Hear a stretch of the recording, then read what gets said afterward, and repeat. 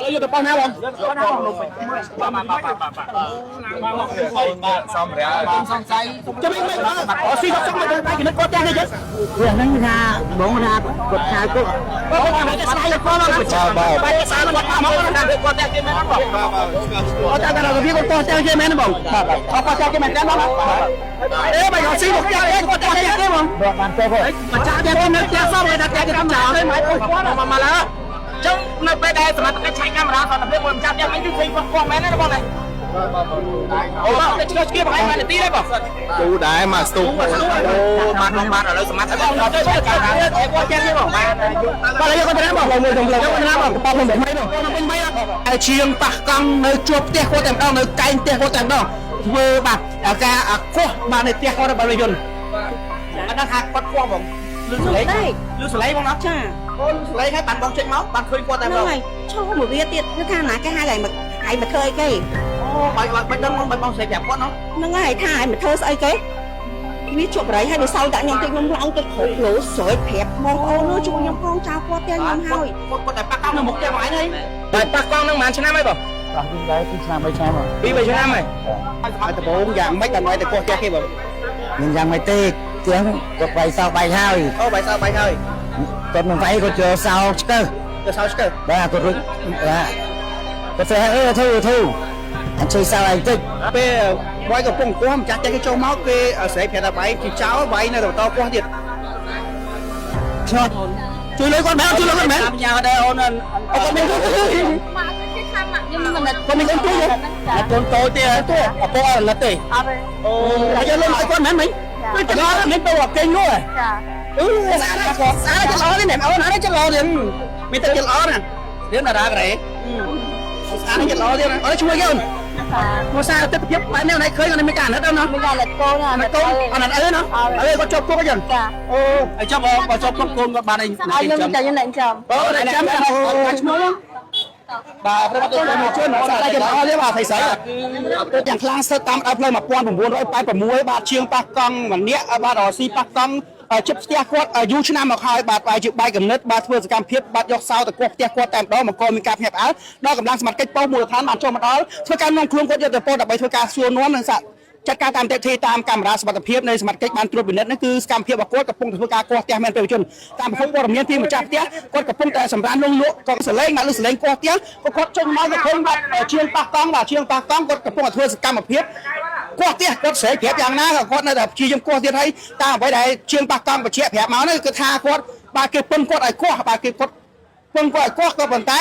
ទាំងម្ចាស់ផ្ទះគេនៅក្នុងផ្ទះសម្រាប់លក់ទាំងគ្រួសារតែម្ដងបាទតាមការជាក់ស្ដែងនេះកាមេរ៉ាសុវត្ថិភាពសមត្ថកិច្ចបានត្រួតពិនិត្យហើយក៏បានធ្វើការនាំខ្លួនយកទៅប៉ុស្តិ៍ដើម្បីចាត់ការតាមនីតិវិធីតែម្ដងហើយចំពោះរឿងរ៉ាវខាងលើនេះយើងមិនទាន់ដឹងទេទុកឲ្យកម្លាំងជំនាញសមត្ថកិច្ចធ្វើការតាមនីតិវិធីតែម្ដងប្រជាជនកំពុងតែបង្ហាញនេះមែនបងហ្នឹងហើយ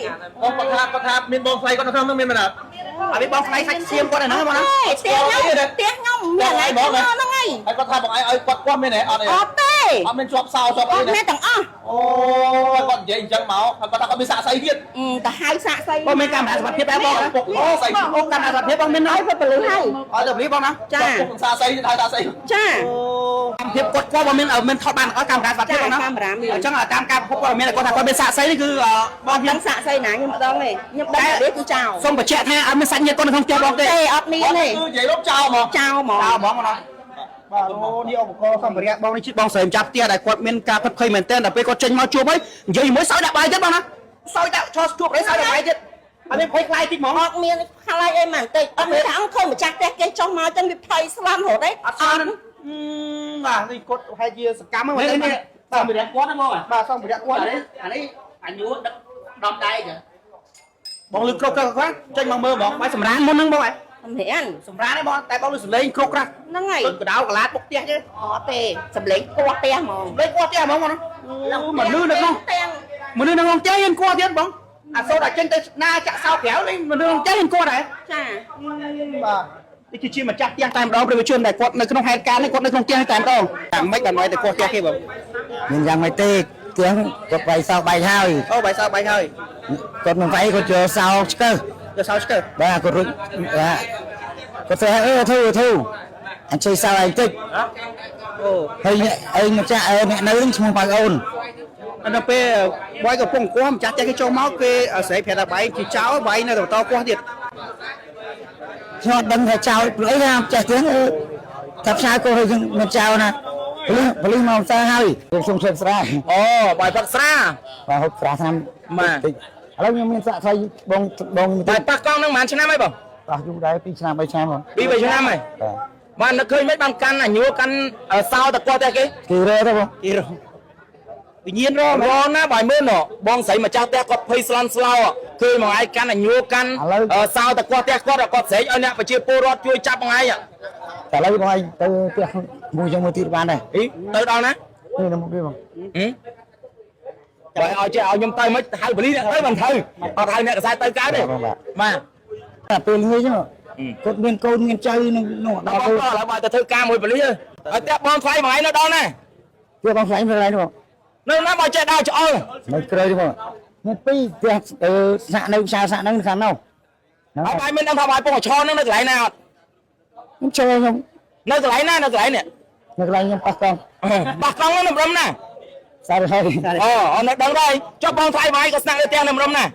គាត់នៅនោះបងហើយផ្ទះបងខ្លាំងទៀតនៅនោះ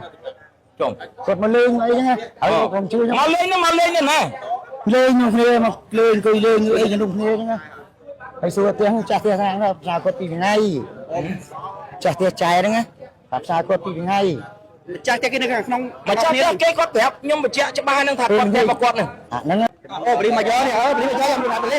បាទសមាជិកគាត់ទៅមិនចឹង បងអានេះ បងបានបងមើលកាមេរ៉ា មិនឯងទៅយកសម្ភារៈទៀននឹងមក ឥឡូវយកទៅប៉ោះណាបង សម្ភារៈសង្ស័យ ចាំមិនអត់ស៊ីគាត់មកទៅដៃគេនឹងគាត់ផ្ទះនេះចឹង ផ្ទះហ្នឹងថាបងថាគាត់ឆាគាត់ គាត់មកតែស្ដាយគាត់មកបាយស្អាតគាត់មកណា គាត់តែគេមែនបង អត់តែដល់វាគាត់ផ្ទះគេមែនបងអត់ផ្ទះគេមែនទេបងអេបាយអត់ស៊ីមកផ្ទះគេគាត់ផ្ទះគេបង បងបានទៅបង ម្ចាស់តែនៅផ្ទះសោះតែផ្ទះគេចោលទេម៉ែគាត់មកឡើចឹងនៅពេលដែលសមត្ថកិច្ចឆែកកាមេរ៉ាសុខភាពមួយម្ចាស់ផ្ទះមិនយឺឃើញគាត់មែនទេបងណាអូតែឆ្កឹះឆ្កៀបហើយមួយនាទីទេបង យូរដែរមកស្ទុះអូបានឥឡូវសមត្ថកិច្ចដល់ទៅកាមេរ៉ាគាត់ចេះទេបងបាន បាទយកគាត់ទៅណាបងលើយកទៅណាបងប៉ខ្ញុំថ្មីបងខ្ញុំពេញថ្មីបាទធ្វើការនាំខ្លួនយកទៅពោដើម្បីចាត់ការតាមនីតិវិធីតែម្ដងហើយចំពោះរឿងរ៉ាវខាងលើនេះយើងមិនទាន់ដឹងទេទុកឲ្យកម្លាំងជំនាញសមត្ថកិច្ចធ្វើការតាមនីតិវិធីតែម្ដងព្រះវិជនអរគុណណាស់